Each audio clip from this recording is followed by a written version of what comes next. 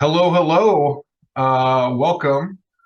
My name is Kevin. I'm an organizer with the Eugene Tenant Alliance. I'm also a bear umpire on Reddit. I'm going to turn it over to my co-host for tonight uh, to introduce himself. Go ahead. My name is Ryan. I am also an organizer with Eugene Tenant Alliance. Excited to be doing this. Okay, so uh, we're making this video today because the City of Eugene is considering phase two renter protections coming up on Monday evening. They have a work session scheduled. And ahead of that work session, the city had two focus groups. One was a focus group with landlords, one was a focus group of tenants. And just this Wednesday, we got the notes from the city about what the landlords said in their focus group so that we're going to take you through it. We're going to digest it. We're going to talk about it a little bit, and then we're going to give you some action steps so that you can take action. I want to pause right now and say, make sure that you like, subscribe, and hit that bell so that we can keep you up to date on the newest tenant protections happening here in Oregon.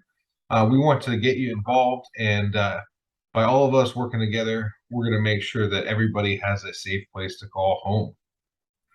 Okay, so I'm going to start by taking us through. So participants were given the following triggering events for displacement prevention assistance, and asked to provide comment and provide feedback on these events. So no cause evictions, rent increases of 10% or more over a 12-month period, notice of non-renewal of a fixed term lease, not becoming month to month, a qualified landlord reason for termination. That's if you're selling the house, if you have a family member moving in, if you're making the unit uninhabitable, or substantial change of lease terms. So the first landlord feedback given to the city is when asked about triggering events, several landlords responded and asked what the problem the city was trying to solve. The landlords commented that the state law already has some of these protections in place, and several landlords expressed frustration toward the forum and the focus group in that it was not the forum that they wanted. So, Ryan, what are your thoughts? Well, mine, and I think shared amongst the other members of the Tenant Alliance, state law doesn't have these protections in place. That's why we're here talking about this right now. At the city level is what we're going for. So with current state and city laws, 33% of all renters in Eugene, that's a full third, are severely rent burdened. They pay more than half of their income on rent and rent alone. That's wild. So in this case, unexpected moving costs, so say when you're unexpectedly no cause evicted, that are initiated by the landlord, that's a direct path to homelessness. If you can hardly pay rent, how are you going to be able to pay to get rehoused? That's a good point. Next up, landlords expressed concern for adding in additional protections as it makes it riskier for landlords. One landlord commented that they had not evicted someone in their 25 years as a landlord, but that it was important to be able to do so if the relationship didn't work out. What are your And thoughts? to that we say landlords can still evict even when DPA passes. They can still do both for cause and no cause evictions. DPA only applies for no cause evictions.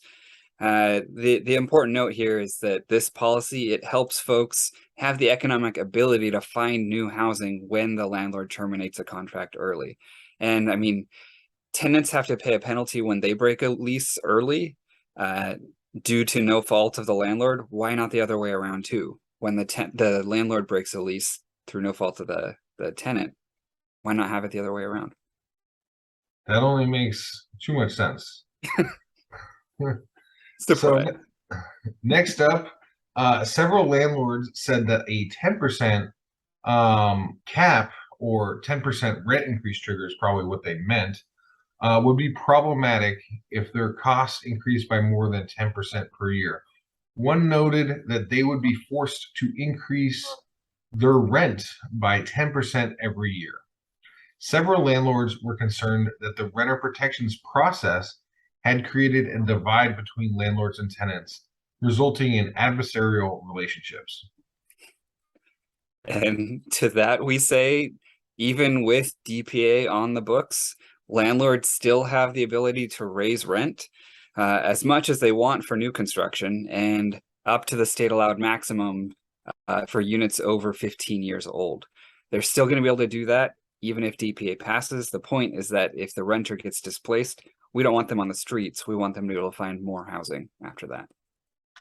Yeah, we are working on making sure that we actually cap rent increases at 3%, but that's a state level protection, and that hasn't it's not before anybody right quite yet. So stay tuned for that. We have a petition.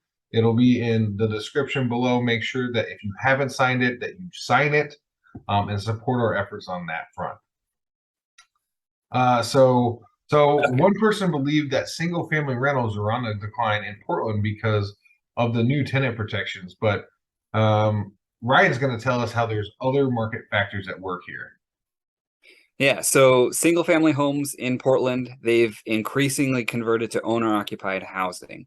That's primarily due to record low interest rates and landlords honestly selling their assets at an all-time high, raking in massive profit. Sometimes they get over $100,000 more than the asking price.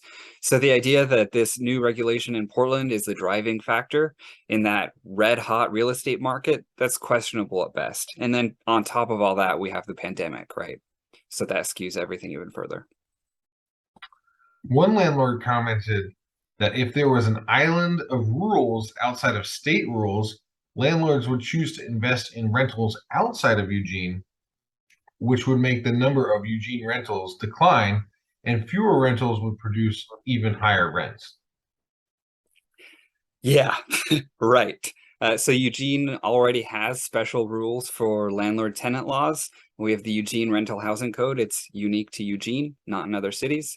And then other cities beyond that, they have or considering various landlord tenant regulations beyond that. So think Portland, Bend, Wilsonville, even Tigard. Those are all cities with unique laws for landlord tenant law. Yeah, I think some of those are still under consideration, but we're hoping that they become unique very soon. So, right. Wishful state of mind. Yes, absolutely. But other people are thinking along the same lines as us. So that's important to note. Landlords had concerns with campus rentals and noted that state law now makes it more difficult to rent large houses to college students, as landlords are required to go month to month after the first year. That's not true, but it is more challenging to rent a large house near campus mid-year if students move out, and so then they're forced to find tenants for a full year each and every year. Sorry if that's garbled, but that's what the landlords submitted as part of their feedback. Right. So they're arguing that they need specified length lease agreements, which makes sense. If students are coming here at a certain time of year for class and then going home, you want the lease agreement to match that. It's important to note, nothing about this policy precludes landlords from still having 12-month contracts, lease agreements, right? And that's allowed under state law. Most leases default to month if neither party takes any action. So landlords can still renew a lease agreement and keep it at 12 months. So the landlords were then asked about the written notice time frame as well as the amount of payments for displacement relocation assistance. Portland examples were provided a 90-day time frame and the following dollar amounts for different types of housing. So for a single room occupancy, $2,900 would be the payment. One bedroom, $3,300. Two bedroom, $4,200. Three bedroom, $4,500. And then, so landlords took that information, and this is what they said. Landlords commented that some of the low-income tenants do need support when moving, but not all tenants do.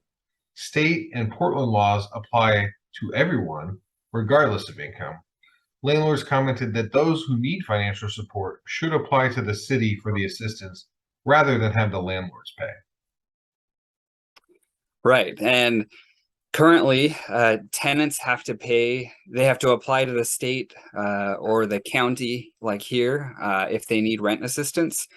So effectively, landlords are offloading the economic costs of breaking their lease early to the county when that tenant applies for rent assistance, right? Especially if that action results in homelessness for the tenant. So looking at no-cause evictions, they are absolutely devastating to tenants at moderate and low income levels. For people at low income, it leads to homelessness, honestly, unless a community-based organization can intervene. They're just, if you're low income, there's not really any alternative.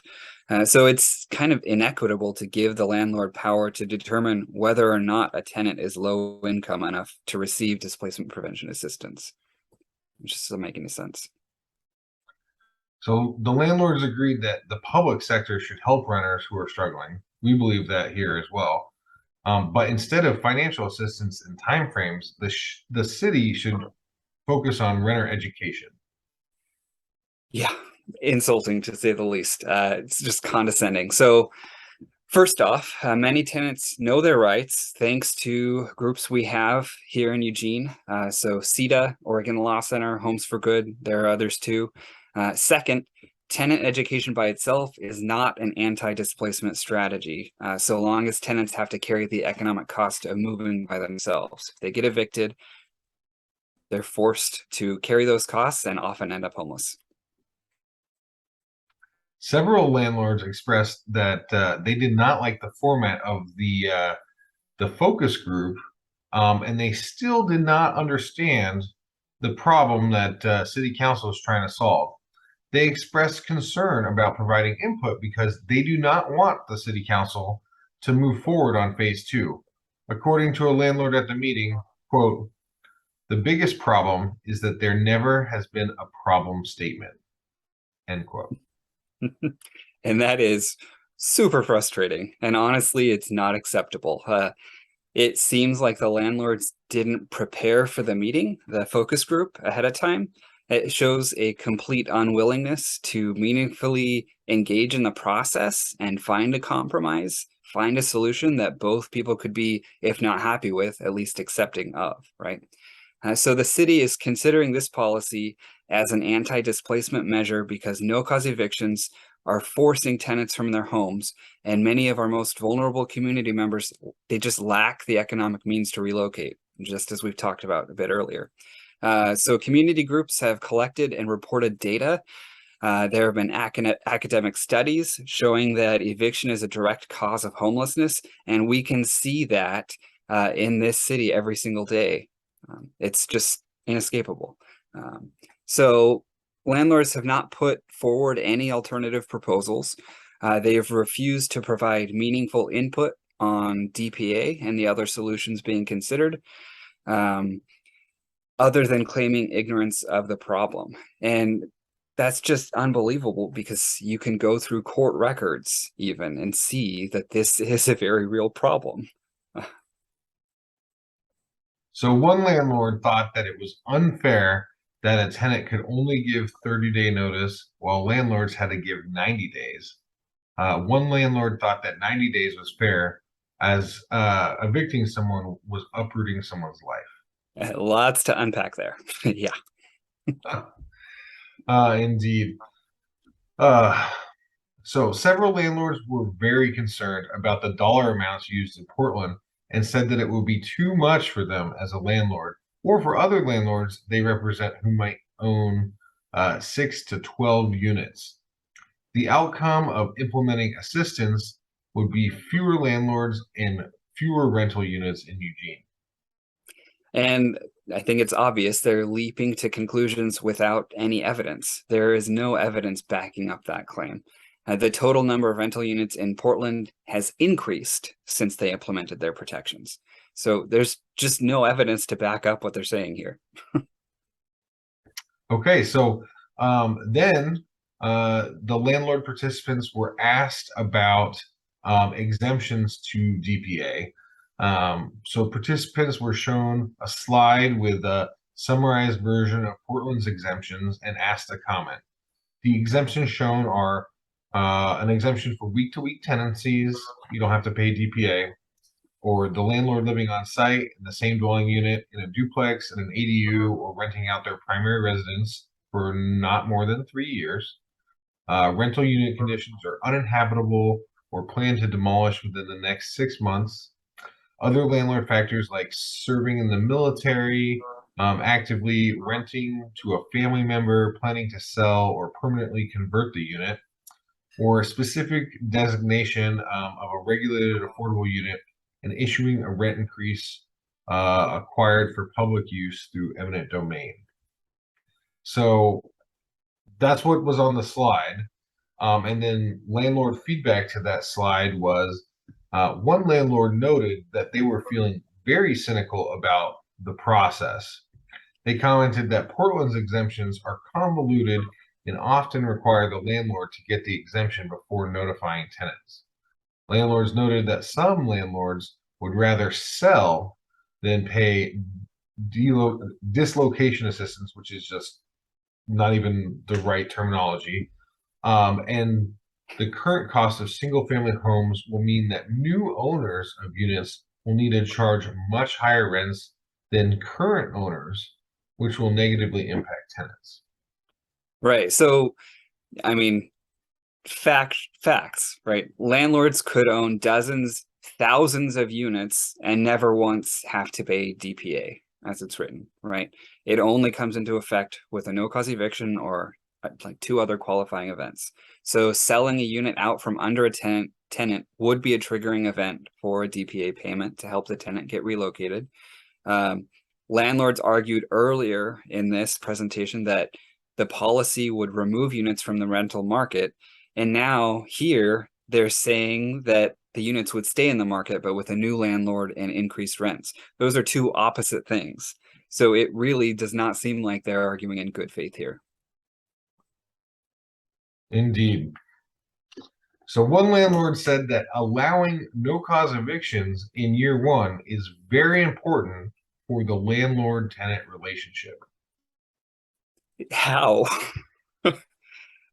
No-cause evictions are not a means to evict tenants that a landlord doesn't like. That's not the point of a no-cause eviction. So to reiterate, if the tenant is breaking the lease, that tenant can be evicted through proper means, like a for-cause eviction if it's a lease violation, and there are other ways. The landlord is not required to pay DPA in those cases. So if the tenant decides not to renew their lease after year 1, the landlord is not required to pay DPA.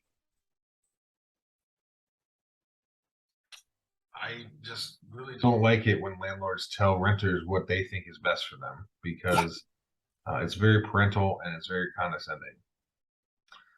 So there's 2 other things that are part of renter protections phase 2. That's limiting security deposits and processing applications in the order that they are received.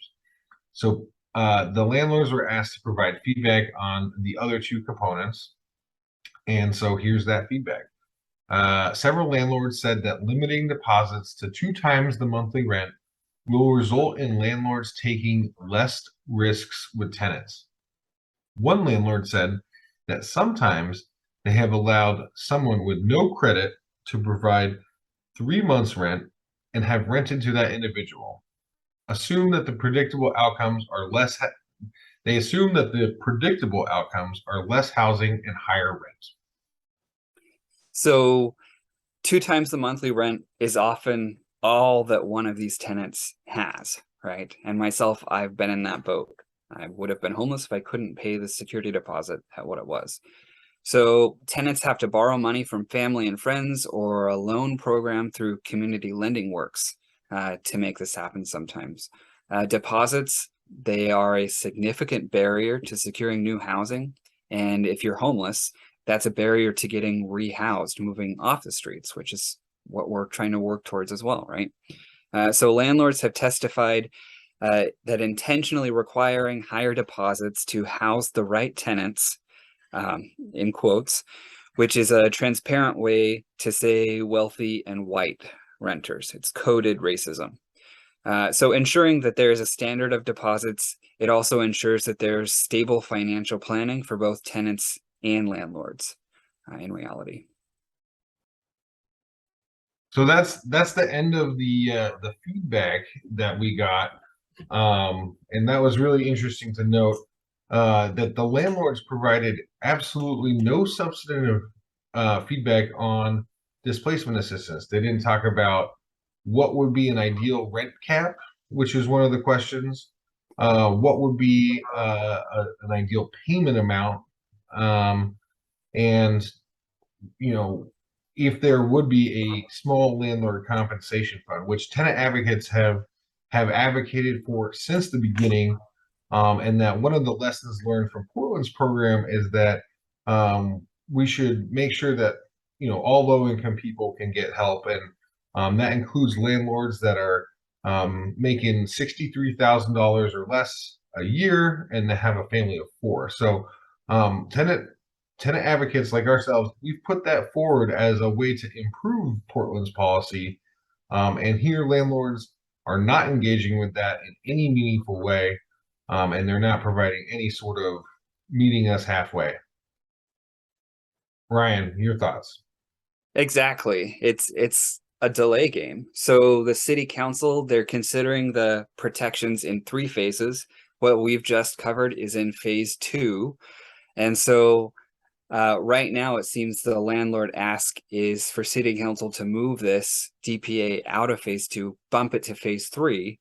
And then we have to think once phase 3 comes around, they're going to argue to bump it off of that. Right. And so the later we go, the more risk there is that it's not going to happen. And in the meantime, retaliation is happening. And so tenants who speak up at city council meetings, we know of 2 at least. Immediately after they speak up and testify, they get a no-cause eviction, which is just ironic, right? The very thing we're trying to fix is what is being used to displace these people who speak up for those fixes. It's just boggling. Yeah, it's quite unfortunate that that's the case. And we've been talking about this for many years. We were talking with the mayor the other day, and at her very first event in someone's living room, I was there, and I asked her a question about no cause eviction. So we're going back to fall 2015, talking about this issue and making sure that it's on people's radar. And we have delayed for 7+ years on taking meaningful action to address no cause evictions. And so to punt any further is to deny this. And this is a very meaningful homeless prevention measure. And I looked at the Engage Eugene survey, and homeless prevention was one of the top issues that Eugene residents are concerned about. So this is right in line with all of our values, and it's the right thing to do. So Ryan, do you want to talk about what we can do to take action? Yeah, definitely. So there's a city council meeting this coming Monday, October 24th. They're going to be voting on phase 2 protections, including what we just talked about. There is going to be talk, I think, led by staff, of taking DPA out of phase 2 and putting it in phase 3. So the ask for us is to show up, speak at city council, and ask them to keep it in phase 2 and pass it on Monday. Yes, we're also sending out an email this weekend asking folks to call Alan Zelenka and leave him a message. He's one of the city councilors, and also to send him an email. And so we have some draft language that you can just copy and paste and fire off a couple emails, and that's a real big help to our efforts. So make sure that if you can, make sure that you do take those steps, because it's really impactful. Yep, we're down to the wire. Well, hopefully the Eugene City Council does the right thing, and that we can be proud of the city that we live in. And we're looking forward to chatting next time. That's all for now. Thanks so much.